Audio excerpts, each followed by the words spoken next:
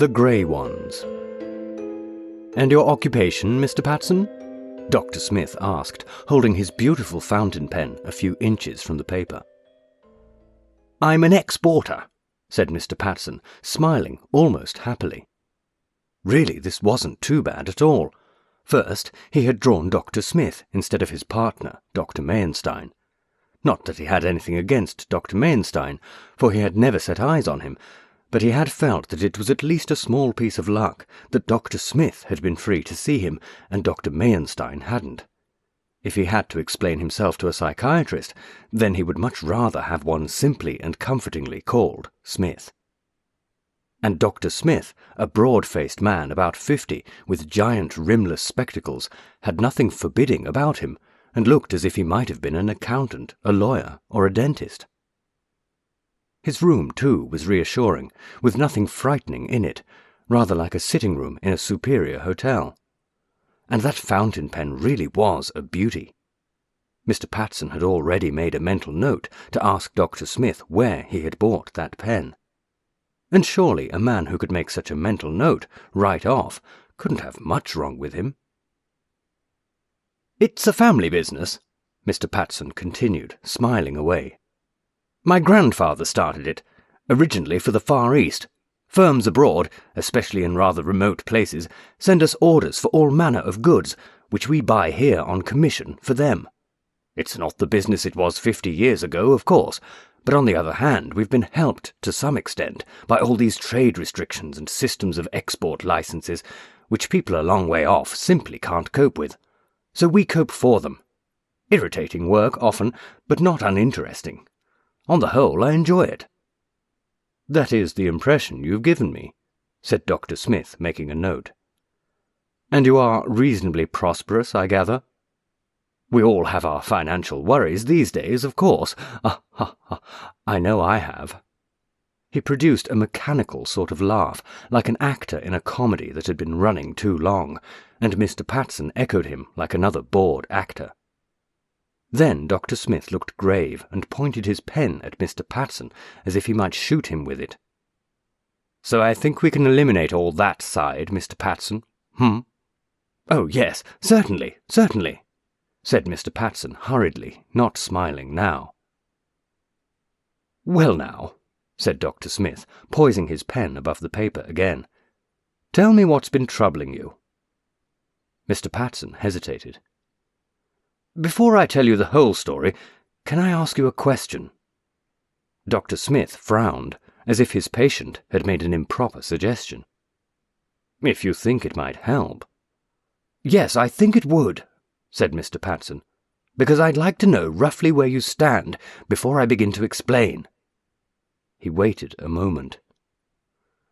"Dr. Smith, do you believe there is a kind of evil principle in the universe, a sort of super-devil that is working hard to ruin humanity and has its agents, who must really be minor devils or demons, living among us as people? Do you believe that?" "Certainly not," replied Dr. Smith without any hesitation at all. "That's merely a superstitious fancy for which there is no scientific evidence whatever. It's easy to understand, though we needn't go into all that now, why anybody, even today, suffering from emotional stress, might be possessed by such an absurd belief, but of course it's mere fantasy, entirely subjective in origin. And the notion that this evil principle could have its agents among us might be very dangerous indeed. It could produce very serious antisocial effects. You realize that, Mr. Patson?" "Oh, yes, I do. I mean, at certain times when I've been able to look at it as you're looking at it, Doctor. But most times I can't, and that, I suppose," Mr. Patson added with a wan smile, "is why I'm here." "Quite so," Dr. Smith murmured, making some notes. "And I think you've been well advised to ask for some psychiatric treatment. These things are apt to be sharply progressive, although their actual progress might be described as regressive. But I won't worry you with the technicalities, Mr. Patson. I'll merely say that you, or was it Mrs. Patson, or shall I say both of you, are to be congratulated on taking this very sensible step in good time." And now you know, as you said, where I stand, perhaps you had better tell me all about it. Please don't omit anything for fear of appearing ridiculous. I can only help you if you are perfectly frank with me, Mr. Patson. I may ask a few questions, but their purpose will be to make your account clearer to me. By the way, here we don't adopt the psychoanalytic methods. We don't sit behind our patients while they relax on a couch. But if you would find it easier not to address me, as you have been doing, face to face— "No, that's all right," said Mr. Patson, who was relieved to discover he would not have to lie on the couch and murmur at the opposite wall. "I think I can talk to you just like this. Anyhow, I'll try." "Good. And remember, Mr. Patson, try to tell me everything relevant. Smoke if it will help you to concentrate." "Thanks, I might later on." Mr. Patson waited a moment, surveying his memories as if there were some huge glittering sea, and then waded in. "It began about a year ago. I have a cousin who's a publisher, and one night he took me to dine at his club, the Burlington. He thought I might like to dine there because it's a club used a great deal by writers and painters and musicians and theatre people. Well, after dinner we played bridge for an hour or two, then we went down into the lounge for a final drink before leaving. My cousin was claimed by another publisher, so I was left alone for about a quarter of an hour. It was then that I overheard Furbright, you know, the famous painter, who was obviously full of drink, although you couldn't exactly call him drunk, and was holding forth to a little group at the other side of the fireplace. Apparently he'd just come back from Syria, or somewhere around there, and he'd picked this idea up from somebody there, though he said it only confirmed what he'd been thinking himself for some time." Dr. Smith gave Mr. Patson a thin smile. "You mean the idea of an evil principle working to ruin humanity?" "Yes," said Mr. Patson. "Furbright said that the old notion of a scarlet and black sulphuric Satan busy tempting people was of course all wrong, though it might have been right at one time, perhaps in the Middle Ages. Then the devils were all fire and energy. Furbright quoted the poet Blake, I've read him since, to show that these weren't real devils, and their hell wasn't the real hell.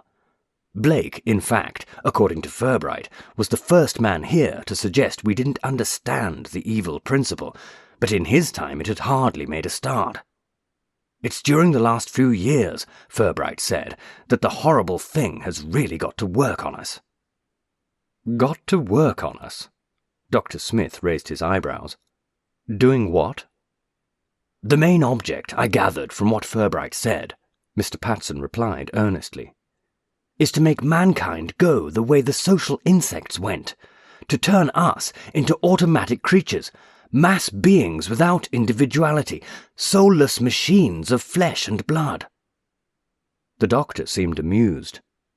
"And why should the evil principle want to do that?" "To destroy the soul of humanity," said Mr. Patson, without an answering smile. "To eliminate certain states of mind that belong essentially to the good. To wipe from the face of this earth all wonder, joy, deep feeling, the desire to create, to praise life. Mind you, that is what Furbright said." "But you believed him?" "I couldn't help feeling, even then, that there was something in it. I never thought on those lines before. I'm just a plain businessman, and not given to fancy speculation. But I had been feeling for some time that things were going wrong, and that somehow they seemed to be out of our control. In theory, I suppose we're responsible for the sort of lives we lead, but in actual practice we find ourselves living more and more the kind of life we don't like. It's as if—" Mr. Patson continued rather wildly, avoiding the doctor's eye.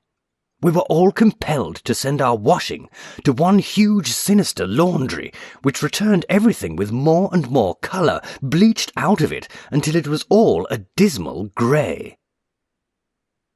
"I take it," said Dr. Smith, "that you are now telling me what you thought and felt yourself, and not what you overheard this man Furbright say."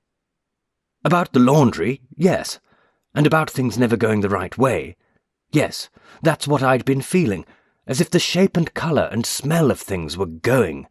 Do you understand what I mean, Doctor? Oh, yes. It's part of a familiar pattern.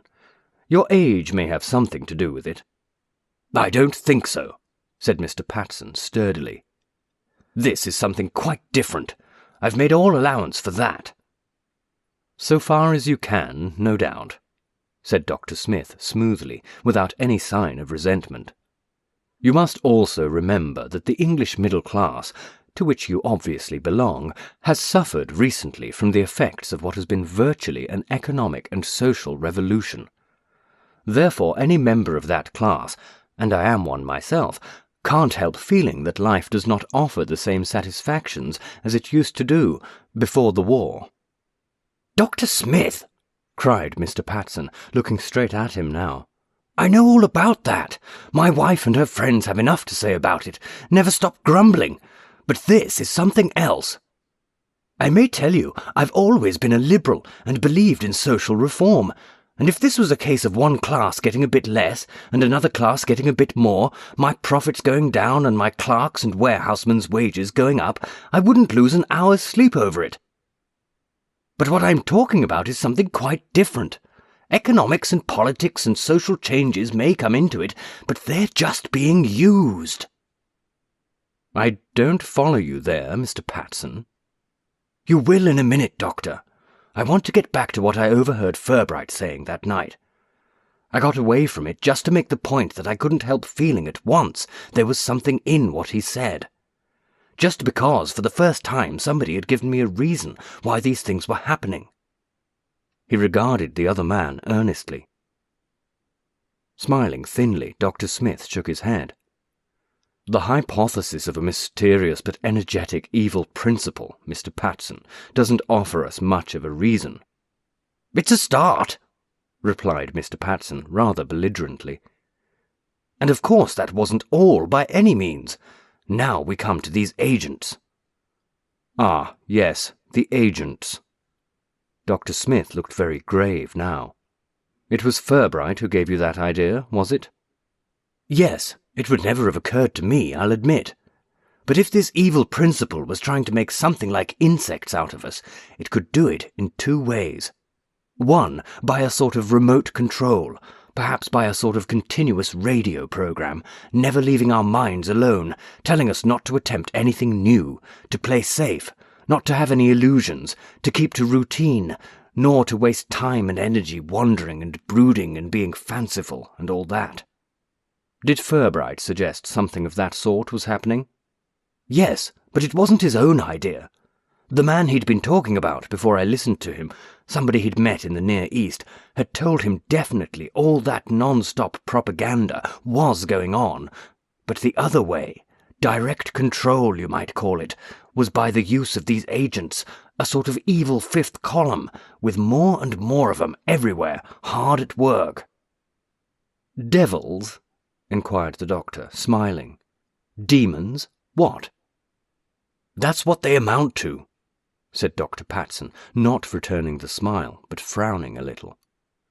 Except that it gives one the wrong idea of them, horns and tails and that sort of thing. These are quite different, Furbright said. All you can definitely say is that they're not human. They don't belong to us. They don't like us. They're working against us. They have their orders. They know what they're doing. They work together in teams. They arrange to get jobs for one another, more and more influence and power. So what chance have we against them? And Mr. Patson asked this question almost at the top of his voice. If such beings existed, Dr. Smith replied calmly, we should soon be at their mercy, I agree. But then they don't exist, except of course as figures of fantasy, although in that capacity they can do a great deal of harm. I take it, Mr. Patson, that you have thought about, or shall we say brooded over, these demonic creatures rather a lot lately? Quite so. By the way, what do you call them? It might save time and possible confusion if we can give them a name. They're the grey ones, said Mr. Patson without any hesitation. Ah, the grey ones. Dr. Smith frowned again and pressed his thin lips together, perhaps to show his disapproval of such a prompt reply. You seem very sure about this, Mr. Patson. Well, why shouldn't I be? You ask me what I call them, so I tell you. Of course I don't know what they call themselves, and I didn't invent that name for them. Oh, this is Furbright again, is it? Yes, that's what I heard him calling them, and it seemed to me a very good name for them. They're trying to give everything a grey look, aren't they? And there's something essentially grey about these creatures themselves. None of your gaudy red and black Mephistopheles stuff about them. Just quiet grey fellows, busy greying everything. That's them. Is it indeed? Now, I want to be quite clear about this, Mr. Patson. As I suggested earlier, this idea of the so-called grey ones is something I can't dismiss lightly, just because it might have very serious antisocial effects.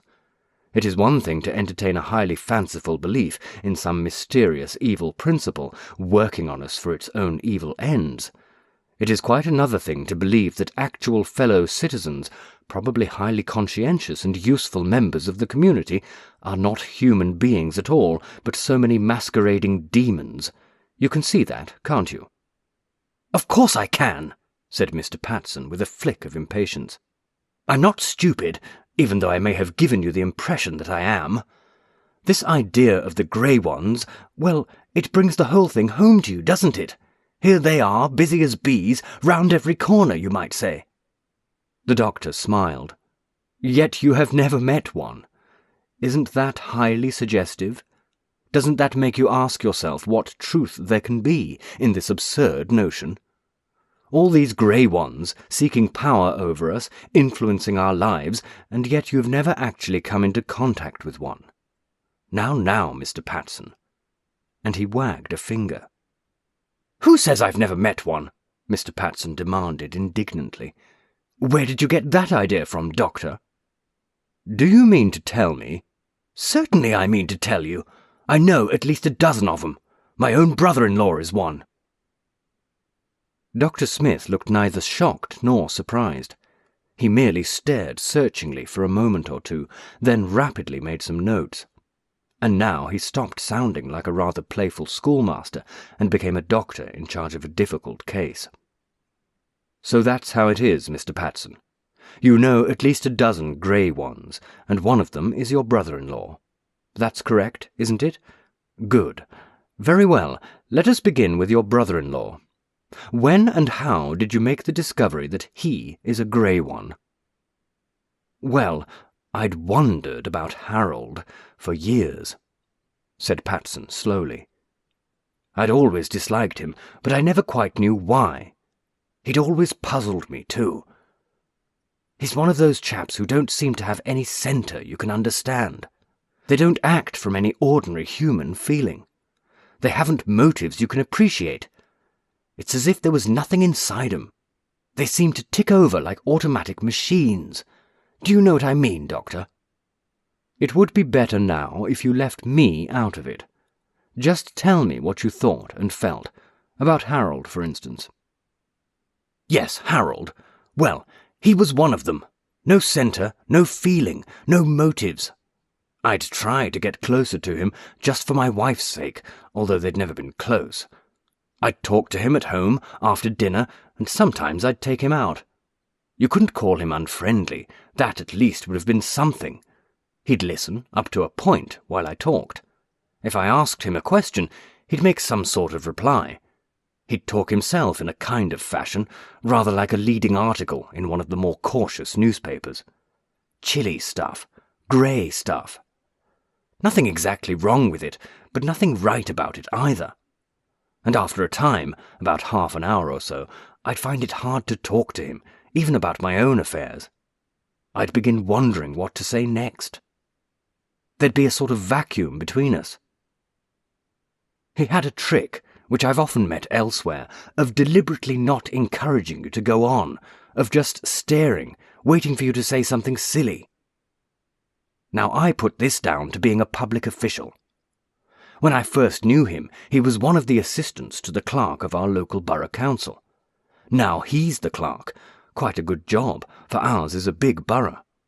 Well, a man in that position has to be more careful than somebody like me has. He can't let himself go, has too many people to please, or rather not to offend. And one thing was certain about Harold, and that ought to have made him more human, but somehow it didn't, and that was that he meant to get on. He had ambition, but there again, it wasn't an ordinary human ambition, with a bit of fire and nonsense in it somewhere, but a sort of cold determination to keep on moving up. You see what I mean? Oh, I forgot, no questions. Well, that's how he was, and is. But then I noticed another thing about Harold, and even my wife had to agree about this. He was what we called a damper. If you took him out to enjoy something, not only didn't he enjoy it himself, but he contrived, somehow, to stop you enjoying it. I'm very fond of a good show, and don't mind seeing a really good one several times, but if I took Harold along, then it didn't matter what it was, I couldn't enjoy it. He wouldn't openly attack it or sneer at it, but somehow by just being there, sitting beside you, he'd cut it down and take all the colour and fun out of it. You'd wonder why you'd wasted your evening and your money on such stuff. It was the same if you tried him with a football or cricket match.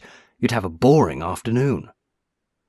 And if you asked him to a little party, it was fatal. He'd be polite, quite helpful, do whatever you asked him to do, but the party would never get going. It would be just as if he was invisibly spraying us with some devilish composition that made us all feel tired and bored and depressed. Once we were silly enough to take him on a holiday with us, motoring through France and Italy. It was the worst holiday we ever had. He killed it, stone dead. Everything he looked at seemed smaller and duller and greyer than it ought to have been. Chartres, the Loire country, Provence, the Italian Riviera, Florence, Siena, they were all cut down and greyed over, so that we wondered why we'd ever bothered to arrange such a trip, and hadn't stuck to Torquay and Bournemouth. Then, before I'd learnt more sense, I'd talk to him about various plans I had for improving the business, but as soon as I'd described any scheme to Harold, I could feel my enthusiasm ebbing away. I felt, or he made me feel, any possible development wasn't worth the risk. Better stick to the old routine.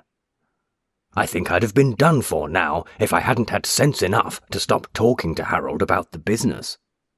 If he asked me about any new plans, I'd tell him I hadn't any.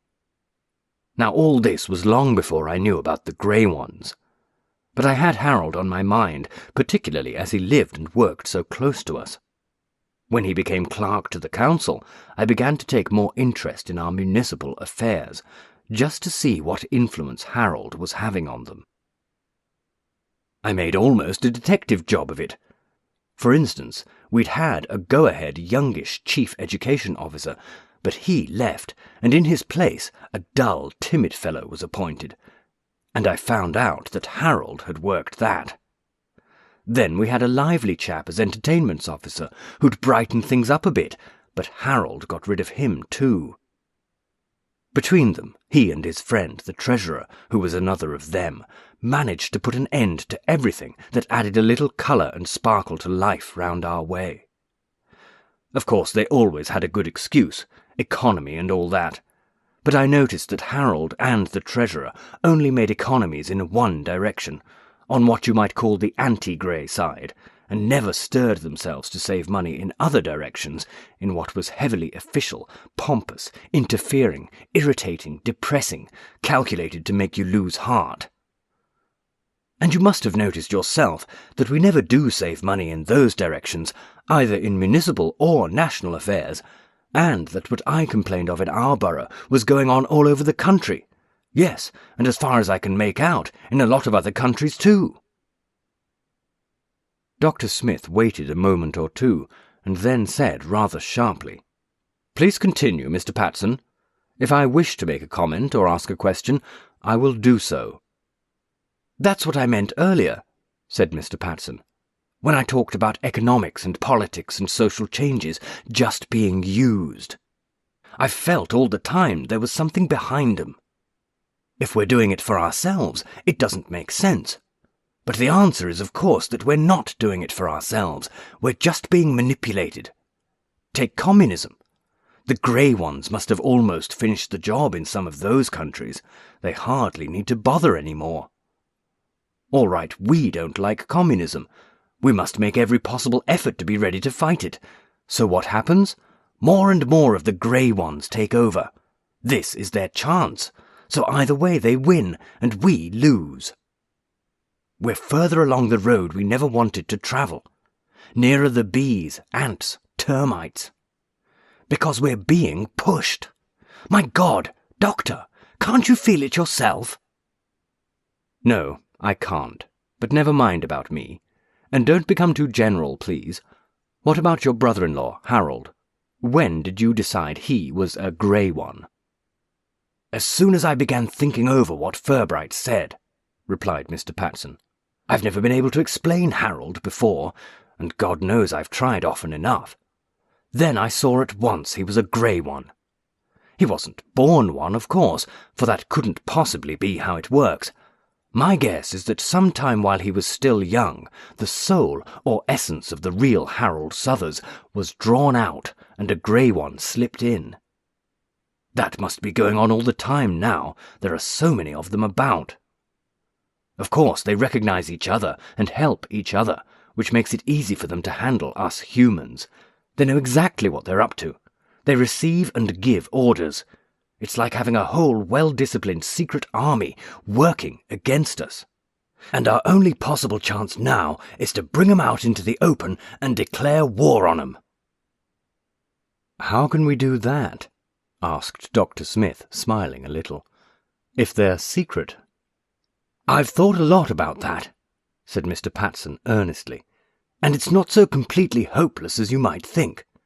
After a time you begin to recognize a few. Harold, for instance. And our borough treasurer. I'm certain he's one. Then, as I told you at first, there are about a dozen more that I'd willingly stake a bet on. Yes, I know what you're wondering, Doctor. If they're all officials, eh? Well, no, they aren't, though 7 or 8 of them are, and you can see why, because that's where the power is now. Another 2 are up-and-coming politicians, and not in the same party, neither. One's a banker I know in the city, and he's a grey one all right. I wouldn't have been able to spot them if I hadn't spent so much time either with Harold or wondering about him. They all have the same cutting down and bleaching stare, the same dead touch. Wait till you see a whole lot of them together, holding a conference. Then Mr. Patson broke off abruptly, as if he felt he had said too much. Dr. Smith raised his eyebrows so that they appeared above his spectacles, not unlike hairy caterpillars on the move. Perhaps you would like a cigarette now, Mr. Patson? No, take one of these. I'm no smoker myself, but I'm told they're excellent. Ah, you have a light. Good. Now, take it easy for a minute or two, because I think you're tiring a little, and it's very important you should be able to finish your account of these, grey ones, if possible without any hysterical overemphasis. No, Mr. Patson, I didn't mean to suggest there'd been any such overemphasis so far. You've done very well indeed up to now, bearing in mind the circumstances. And it's a heavy sort of day, isn't it? We seem to have too many days like this, don't we? Or is it simply that we're not getting any younger? Ha, ha, ha. He produced his long-run actor's laugh.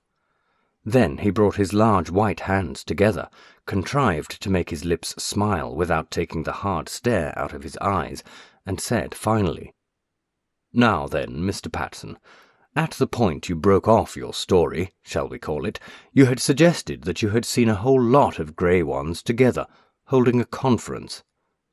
I think you might very usefully enlarge that rather astonishing suggestion, don't you?" Mr. Patson looked and sounded troubled. "I'd just as soon leave that, if you don't mind, Doctor.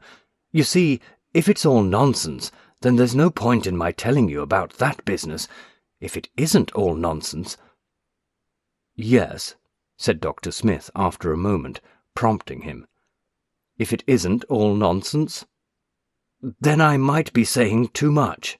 and Mr. Patson looked about for an ashtray as if to hide his embarrassment. "There, at your elbow, Mr. Patson. Now please look at me, and remember what I said earlier. I am not interested in fanciful theories of the universe or wildly imaginative interpretations of present world conditions. All I'm concerned with here, in my professional capacity, is your state of mind, Mr. Patson. That being the case, it's clearly absurd to suggest you might be saying too much. Unless you are perfectly frank with me, it will be very difficult for me to help you. Come now, we agreed about that. So far you've followed my instructions admirably. All I ask now is for a little more cooperation. Did you actually attend what you believed to be a conference of these grey ones?" "Yes, I did," said Mr. Patson, not without some reluctance. "But I'll admit I can't prove anything. The important part may be something I imagined, but if you insist, I'll tell you what happened. I overheard Harold and our borough treasurer arranging to travel together to Maundby Hall, which is about 15 miles north of where I live. I'd never been there myself, but I'd heard of it in connection with various summer schools and conferences and that sort of thing. Perhaps you know it, Dr. Smith." "As a matter of fact, I do. I had to give a paper there one Saturday night. It's a rambling early Victorian mansion with a large ballroom that's used for the more important meetings." "That's the place. Well, it seems they were going there to attend a conference of the New Era Community Planning Association. And when I overheard them saying that, first I told myself how lucky I was not to be going too. Then afterwards, thinking it over, I saw that if you wanted to hold a meeting that no outsider in his senses would want to attend, you couldn't do better than hold it in a country house that's not too easy to get at, and call it a meeting or conference of the New Era Community Planning Association. I know if anybody said to me, 'Come along with me and spend the day listening to the New Era Community Planning Association,' I'd make any excuse to keep away. Of course, it's true that anybody like Harold couldn't be bored. The grey ones are never bored, which is one reason why they are able to collar and hold down so many jobs nowadays, the sort of jobs that reek of boredom. Well, this New Era Community Planning Association might be no more than one of the usual societies of busybodies, cranks, and windbags. But then again, it might be something very different, and I kept thinking about it in connection with the grey ones. Saturday was the day of the conference. I went down to my office in the morning just to go through the post and see if there was anything urgent, and then went home to lunch. In the middle of the afternoon, I felt I had to know what was happening out at Maundby Hall, so off I went in my car. I parked it just outside the grounds, scouted round a bit, then found an entrance through a little wood at the back. There was nobody about, and I sneaked into the house by way of a servant's door near the pantries and larders. There were some catering people around there, but nobody bothered me. I went up some back stairs, and after more scouting, which I enjoyed as much as anything I've done this year, I was guided by the sound of voices to a small door in a corridor upstairs. This door was locked on the inside, but a fellow had once shown me how to deal with a locked door when the key's still in the lock on the other side. You slide some paper under the door, poke the key out so that it falls to the paper, and then slide the paper back with the key on it. Well, this trick worked, and I was able to open the door, which I did very cautiously. It led to a little balcony overlooking the floor of the ballroom. There was no window near this balcony, so that it was rather dark up there, and I was able to creep down to the front rail without being seen. There must have been between 300 and 400 of them in that ballroom, sitting on little chairs. This balcony was high above the platform, so I had a pretty good view of them as they sat facing it. They looked like grey ones, but of course I couldn't be sure. And for the first hour or so, I couldn't be sure whether this really was a meeting of the New Era Community Planning Association or a secret conference of grey ones. The stuff they talked would have done for either. That's where the grey ones are so damnably clever. They've only to carry on doing what everybody expects them to do, in their capacity as sound, conscientious citizens and men in authority, to keep going with their own hellish task. So there I was, getting cramp, no wiser. Another lot of earnest busybodies might be suggesting new ways of robbing us of our individuality, or an organised covey of masquerading devils and demons might be making plans to bring us nearer to the insects, to rob us of our souls. Well, I was just about to creep back up to the corridor, giving it up as a bad job, when something happened. He stopped and looked dubiously at his listener. "Yes, Mr. Patson," said Dr. Smith encouragingly. "Then something happened." "This is the part you can say I imagined, and I can't prove I didn't. But I certainly didn't dream it, because I was far too cramped and aching to fall asleep. Well, the first thing I noticed was a sudden change in the atmosphere of the meeting. It was as if somebody very important had arrived, although I didn't see anybody arriving. And I got the impression that the real meeting was about to begin. Another thing, I knew for certain now that this was no random collection of busybodies and windbags, that they were all grey ones. If you asked me to tell you in detail how I knew, I couldn't begin, but I noticed something else after a minute or two. These grey ones massed together down there had now a positive quality of their own which I'd never discovered before. It wasn't that they were just negative, not human, as they were at ordinary times. They had this positive quality, which I can't describe except as a sort of chilly hellishness. As if they'd stopped pretending to be human and were letting themselves go, recovering their demon natures. And here I'm warning you, Doctor, that my account of what happened from then is bound to be sketchy and peculiar. For one thing, I wasn't really well placed up in that balcony, not daring to show myself and only getting hurried glimpses, and for another thing, I was frightened. Yes, Doctor, absolutely terrified. I was crouching there just above 300 or 400 creatures from some cold hell. That quality I mentioned, that chilly hellishness, seemed to come rolling over me in waves. I might have been kneeling on the edge of a pit of iniquity 1,000,000 miles deep. I felt the force of this hellishness, not on the outside, but inside, as if the very essence of me was being challenged and attacked. One slip, a blackout, and then I might waken up to find myself running a concentration camp, choosing skins for lampshades. Then somebody, something, arrived. Whoever or whatever they'd been waiting for was down there on the platform. I knew that, definitely. But I couldn't see him or it. All I could make out was a sort of thickening and whirling of the air down there. Then, out of that, a voice spoke, the voice of the leader they had been expecting. But this voice didn't come from outside, through my ears. It spoke inside me, right in the centre, so that it came out to my attention, if you see what I mean. Rather like a small, very clear voice on a good telephone line, but coming from inside. I'll tell you frankly, I didn't want to stay there and listen, no matter what big secrets were coming out. All I wanted to do was get away from there as soon as I could, but for a few minutes I was too frightened to make the necessary moves. "Then you heard what this, voice was saying, Mr. Patson?" the doctor asked. "Some of it, yes." "Excellent. Now, this is important." And Dr. Smith pointed his beautiful fountain pen at Mr. Patson's left eye. "Did you learn from it anything you hadn't known before? Please answer me carefully." "I'll tell you one thing you won't believe," cried Mr. Patson. "Not about the voice, we'll come to that, but about those grey ones. I risked a peep while the voice was talking, and what I saw nearly made me pass out.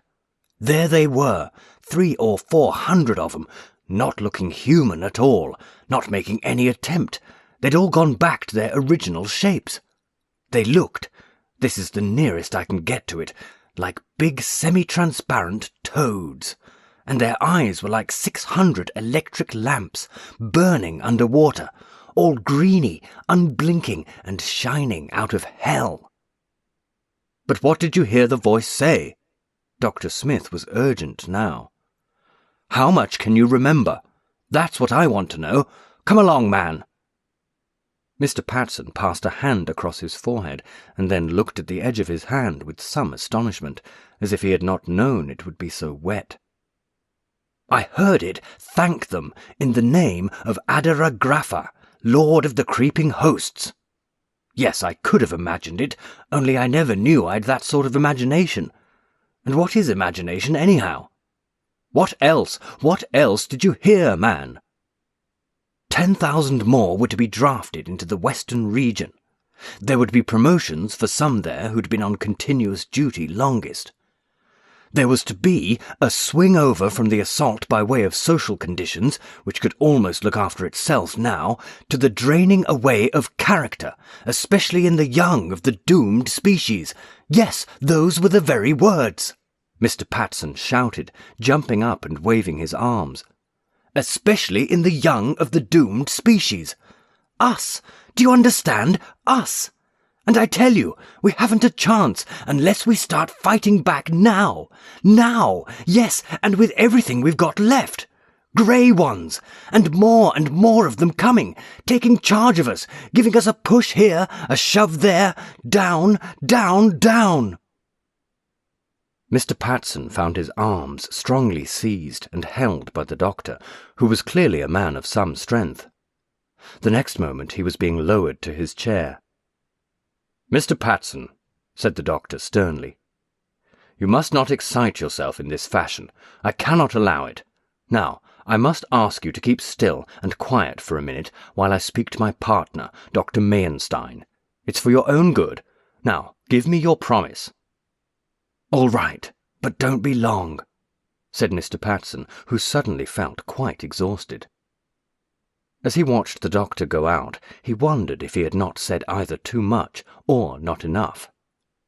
Too much, he felt, if he was to be accepted as a sensible businessman who happened to be troubled by some neurotic fancies.